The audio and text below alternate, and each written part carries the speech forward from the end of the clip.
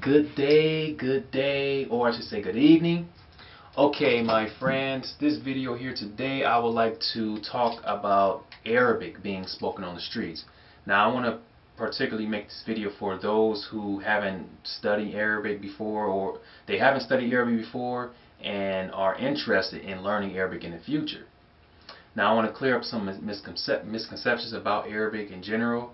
The first thing I want to talk about, and this is again from my experience, I can only speak from my experience. This is how I get my knowledge. Okay.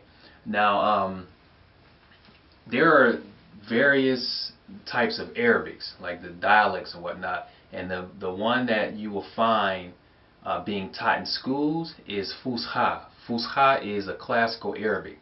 Okay, this is what they teach in a lot of schools. Now, I think at OSU they recently started to teach the Syrian dialect. I'm not sure if they're still doing that, but in general they will teach like the Fusha, the classical Arabic or modern standard. So you need to know that when you, and this is what makes Arabic a difficult language, when you go to these different countries over in the Middle East, you will notice that with the classical Arabic, you won't hear this on the streets.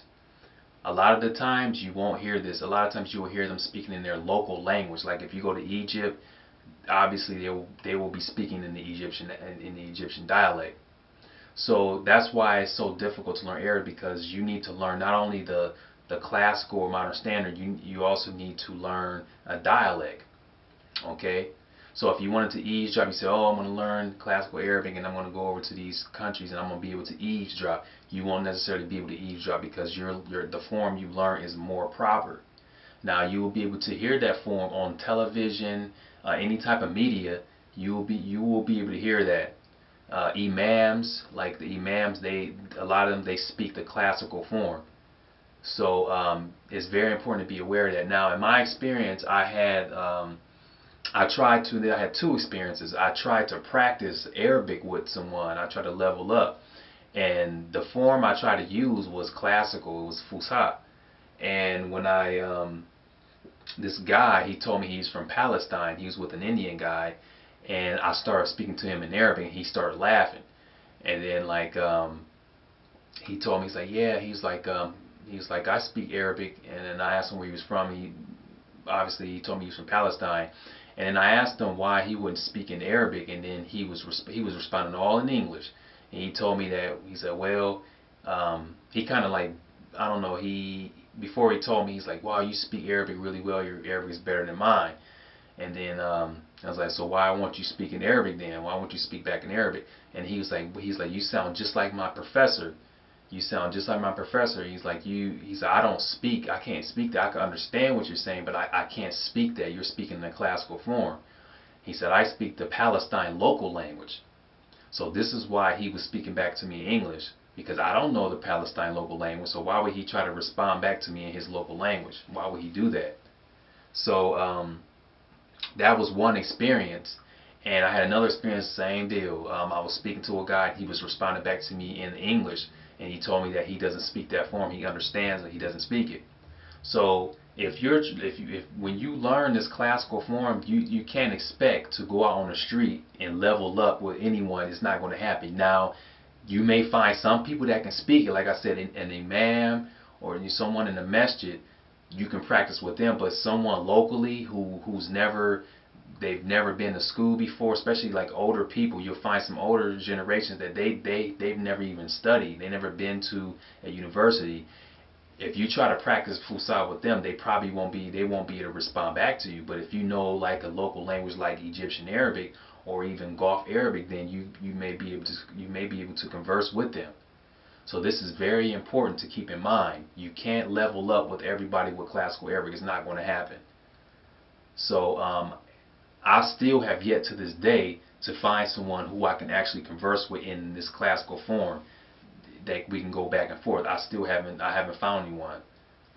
Now, I've been in the masjid, obviously, but I haven't really tried to level up with the imam. So this is very important to keep in mind. Give me a second.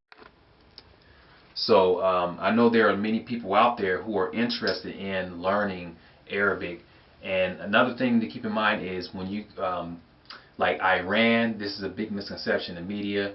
A lot of people, even myself, I didn't know this due to my ignorance. Like I thought Iran, I thought they spoke Arabic over there. They don't speak Arabic over there. They speak Farsi. Even in Afghanistan, they don't speak Arabic. They speak Afghani. They speak it's more close to Persian than the actual Arabic language. Now you may hear some vocabulary similar to Arabic, but as far as the structure and whatnot, it's a completely different language. It's not the same. So yeah, I just wanted to talk about that because, like I said, there's been some misconceptions about this communication, like using Arabic to communicate with someone on the street. Eavesdropping is not going to happen. It's not. So if you decide to learn Arabic, keep that in mind. If you take the Arabic course at school, you may have to pick up another dialect. Egyptian, Syrian. Egyptian is wide spoken. Everyone understands that. So you can't go wrong by learning that. But it's up to you. I'm not telling you that you should go ahead and learn Egyptian. Whichever one you're interested in, go ahead and learn that. But you have to learn the dialect. You have to, especially if you want to practice it on the streets with people.